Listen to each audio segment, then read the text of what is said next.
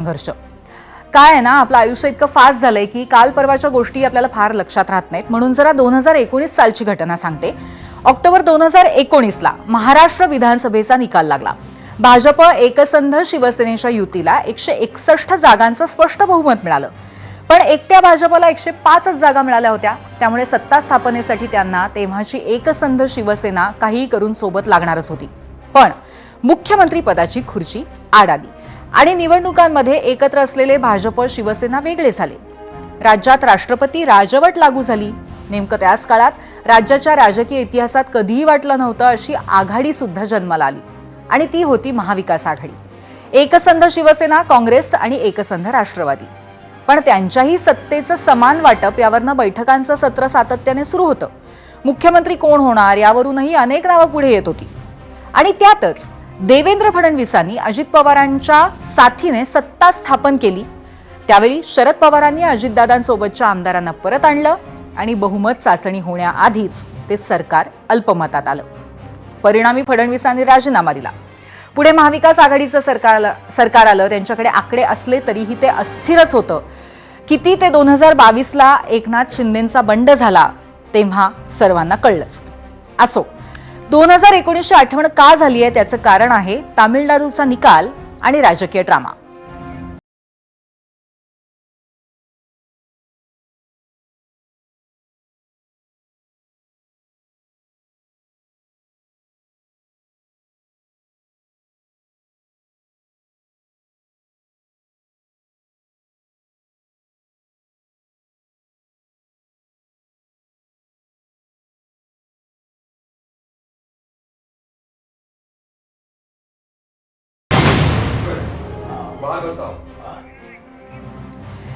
तर टीव्हीकेने ऐतिहासिक कामगिरी करत 234 जागांच्या तामिळनाडूमध्ये 108 जागा जिंकल्या.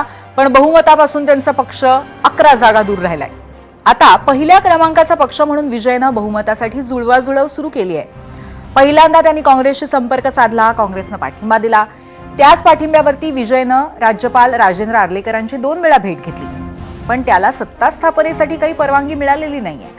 आणखीन 2 महत्वाच्या गोष्टी म्हणजे प्रमुख विरोधी पक्ष म्हणून डीएमकेचे नेते आणि माजी मुख्यमंत्री स्टॅलिन यांनी विरोधातच बसण्याची तयारी केली आहे. पहिला 6 महिने तर कोणत्याही सरकारला धक्का लागणार नाही असा शब्दही दिलेला आहे. त्यामुळे आज असं वाटत होतं की राज्यपाल विजयला सत्ता स्थापनेसाठी परवानगी देतील.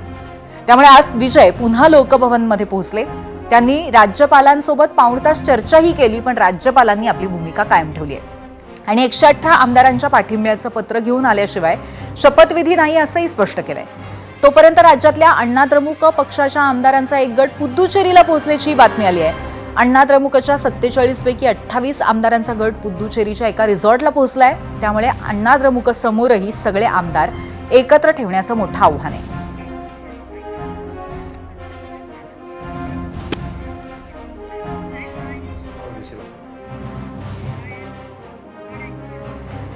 तर तामिळनाडूचा सत्तेचा पेस कसा सुटणार आणि आकडे काय सांगतायत हे जाणून घेण्यासाठी आता आपण शिशुपालकडे जाऊयात. शिशुपाल, तुझं स्वागत आहे. आणि